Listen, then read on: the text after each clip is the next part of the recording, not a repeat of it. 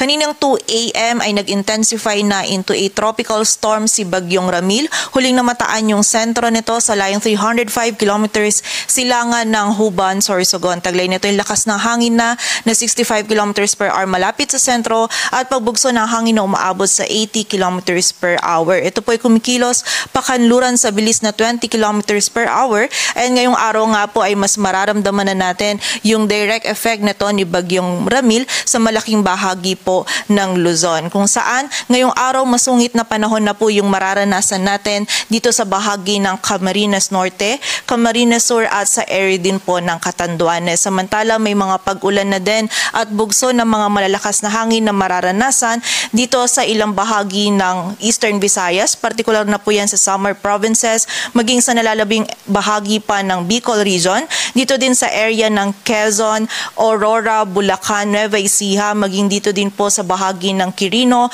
Nueva Vizcaya, Isabela at sa area din po ng Isabela. Samantala dito naman sa Metro Manila at sa nalalabing bahagi po ng Luzon, maging dito din sa ilang areas pa ng Visayas, ngayong araw ay makakaranas din po tayo ng mga kalat-kalat na pag-ulan, pagkilat at pagkulog-dulot naman po ng trough or extension ni Bagyong Ramil.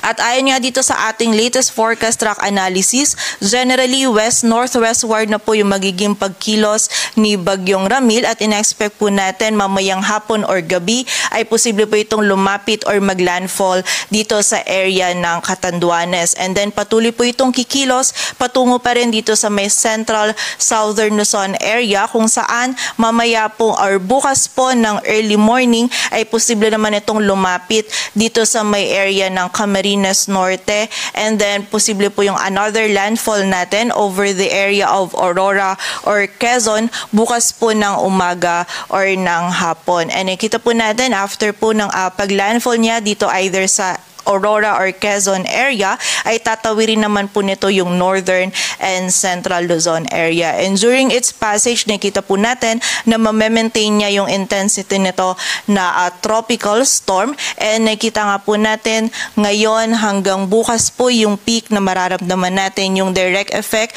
nito ni Bagyong Ramil dito po sa malaking bahagi ng Luzon. So expect po natin paghahanda pa rin and doble ingat para sa ating mga kababayan dito sa area ng northern and central Luzon, maging dito sa Metro Manila, maging sa ilang bahagi pa po ng southern Luzon, lalong-lalo na dito sa area ng Bicol Region at ilang area pa po ng Samar Provinces.